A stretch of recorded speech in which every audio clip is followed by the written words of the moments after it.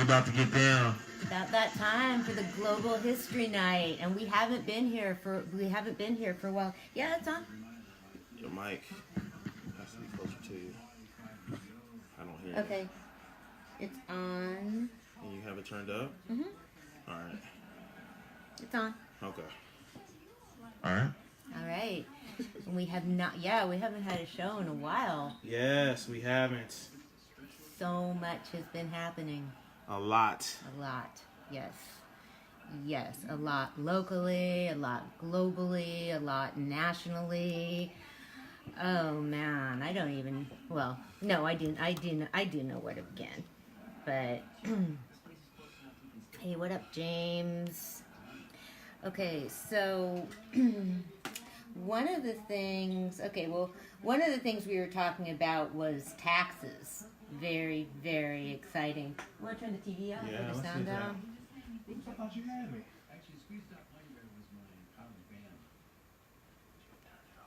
Yes, that's right. That's right. Yeah, okay, one of the only things that's they say, like, okay, only death and taxes are certain, and so I don't know. So, yeah, we were talking about taxes. Okay, now, did you want to start that one off, or? No, I'm going to let you start that one off. All right. I'm going to start off talking about nationalism, because that is one of the things that we've talked about here at the Historical Book Club a lot, and it kind of feeds into a lot of stuff that's been happening. And I've talked about the assumption that nationalism is racist, and what is okay, is it pride in your country? Is it, that's not necessarily racist to love your own country and really care about it. So what we started talking about this in 2017 because of the Catalonian secession. And Catalonia is a part of Spain, where Barcelona is. A lot of people have probably heard of Barcelona. Yeah. That decided to secede from Spain. And Catalonia was sort of part of the country, and they have their own language, Catalan. And another section of Spain that wants to secede is the Basque Country, and they also have their own language. So it's not like it's not like California trying to split off from the U.S. It's different. So this happened in 2017, and people in Catalonia voted to secede from Spain, but the problem with that was that not everyone voted. And so I guess, when it comes to nationality, you can't just say, too bad, you should have voted. And there was a lot of demonstrations and abuse from the military and police. And what happened was, and the guy that appointed himself the president of Catalonia left the country, but all the people that were working with him are now on trial because they're accused of violating the Constitution. So that is what's happening right now, and I think it's pretty lame to declare yourself the president of a country and then just take off and let everybody else go on trial. I think, but yeah, so this is not one of my favorite guys.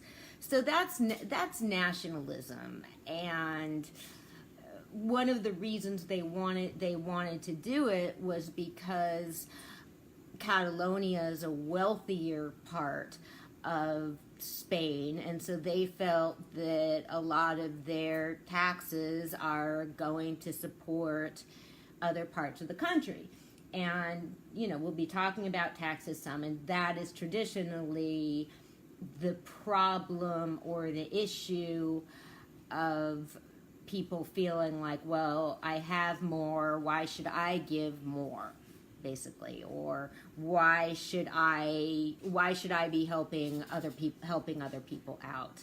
So that was one of their objections. And the Basque separatist movement has been going on for a while, and there was some more violence there. There's been more violence, and what happened under the new Spanish socialist government was people were pardoned. So Basque separatists that were in jail were pardoned. So, that's good. So last I heard, the separatists are on trial, and we'll be watching what happened with that. So, on the theme, again, of nationalism and countries, we're going to move over to Macedonia. And I'm going to try and get all the names correct here.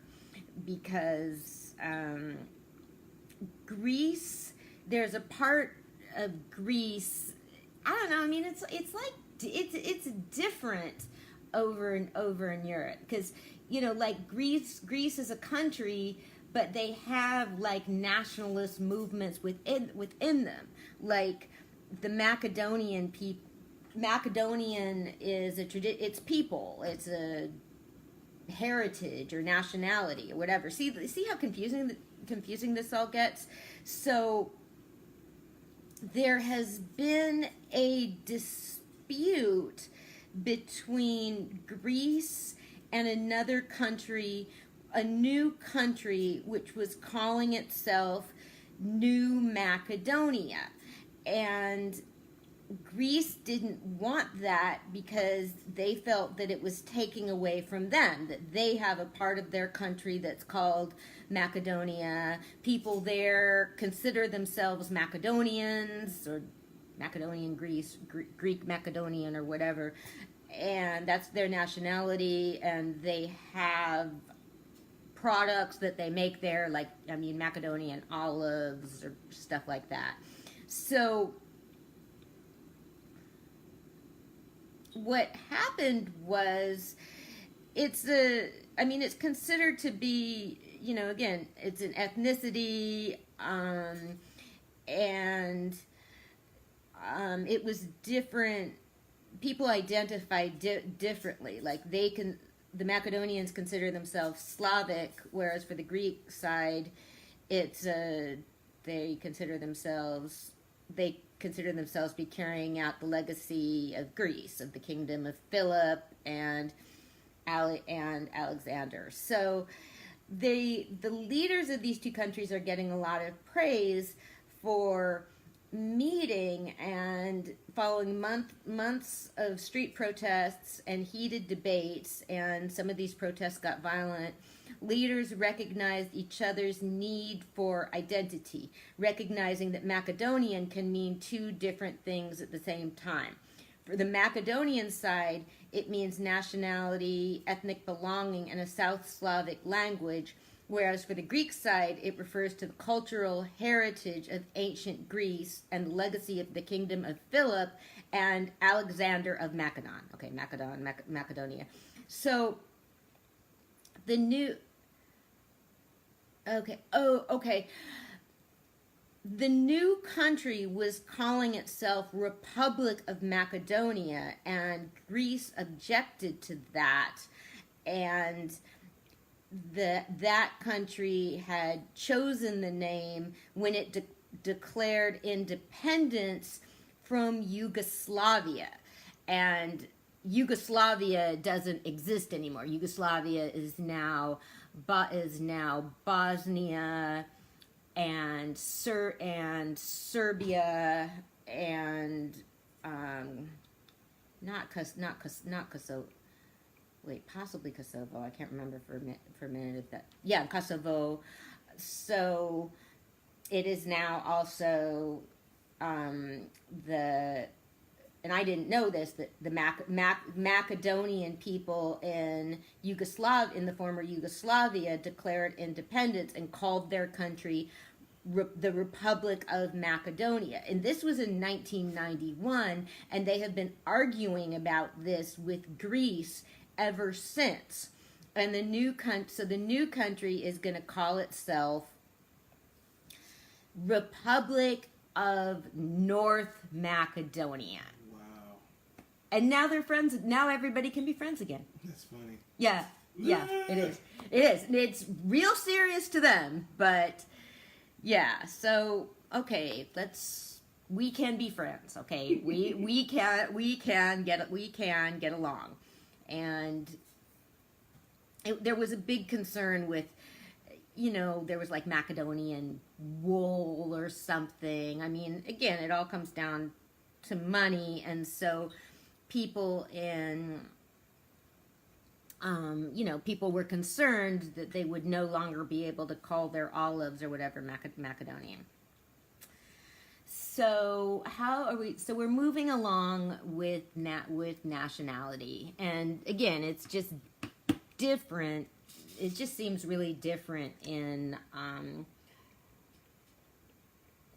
Europe than in the United States. I mean, some of it anyway, but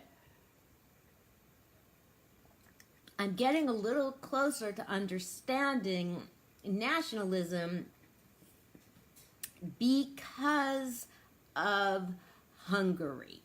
Okay. Hungary is a country that we talk about, and the prime minister is named Viktor Orban, and we do not like him here. We call him the Orbanator. He's a racist. He shut down. He doesn't allow any. He says like really terrible things about migrants and immigrants. He puts up fences. He talks about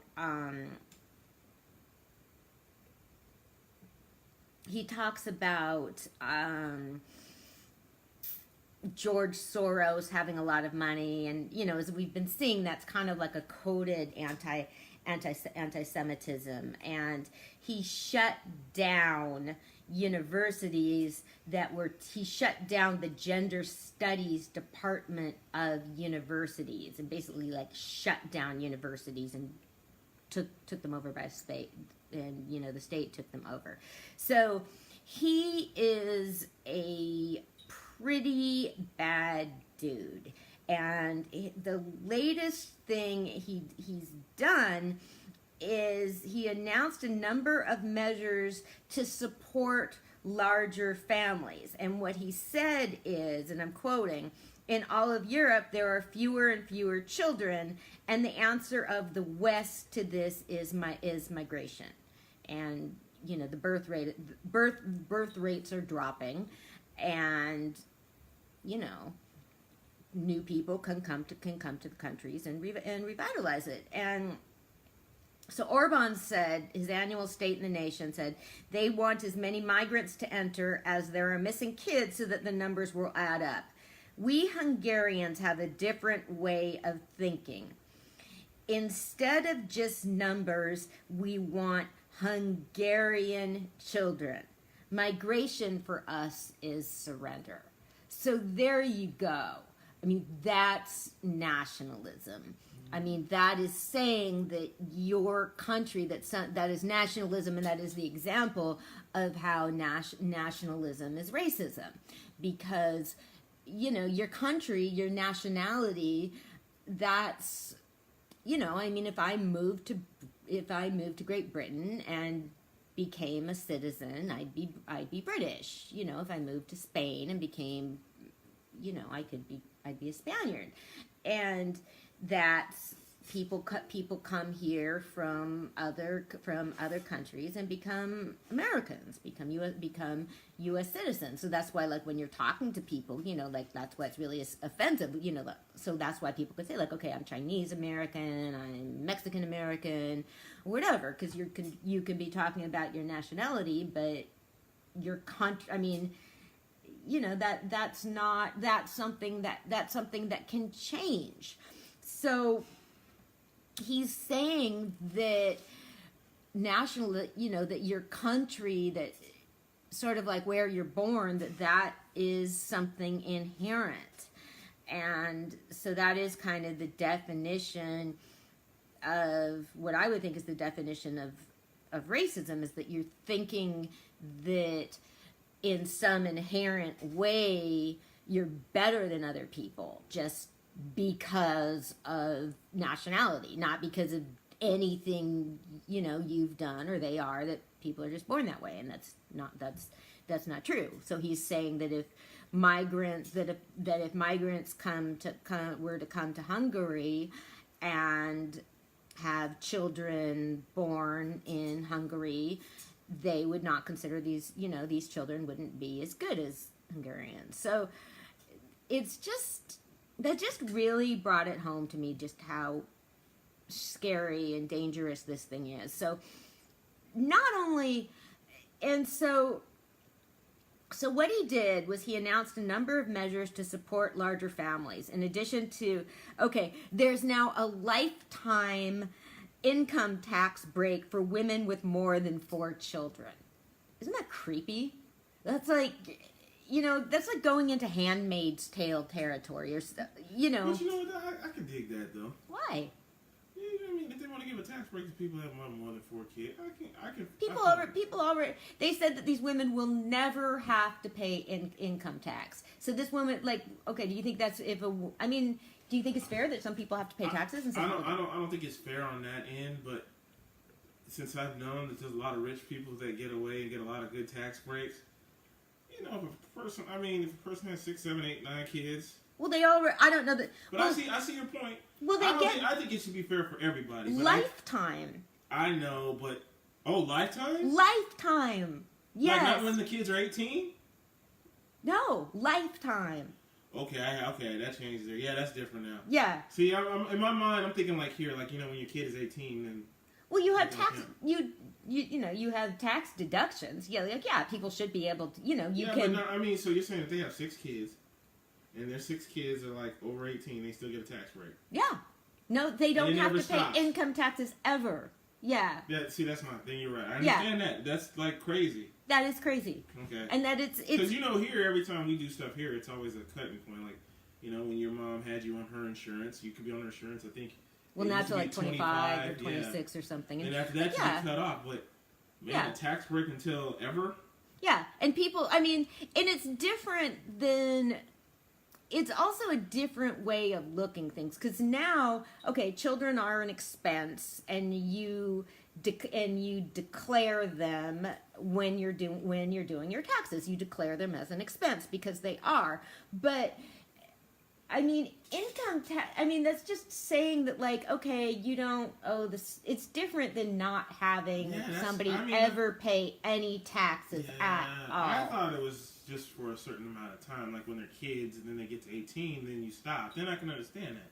Yeah. But if you're paying their taxes and they got 6 kids, and even then it shouldn't apply to women with lots of what if women have tons of money, or what if they're married to a super rich dude? Why should? I'm looking at it in that way too, but maybe they should do single parent mothers or single parent dads that have more than 6 kids. They should get a tax break. I can understand. And people should get a set tax. People should just simply be able to deduct their kid as an expense. That's a normal, yeah. And if you have 1 kid, you can deduct them, and if you have 6 kids, you can deduct them. That's. I've always wondered when they're going to come up with something for the normal working people. Never. I know they never will, but yeah, that's what they need to do. They need to give tax breaks to. They do. They need to give tax breaks to people like us. So he also promised favorable mortgage terms for family with multiple children, support. And so then it's support for families with 3 or more children to buy a bigger car. That's whatever. Why not? And increased funding for daycare centers and kindergartens. Well, and that's good. But that's just creepy because it's saying. It's also saying that we want women to have more babies, and what about? That's why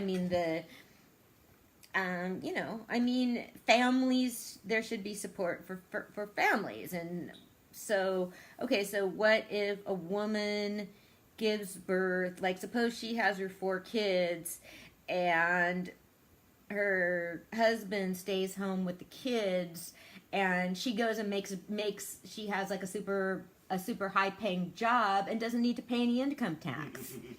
See, that's so that is just extremely creepy. And so I don't know. Hungary is not very good. Trump likes Hungary.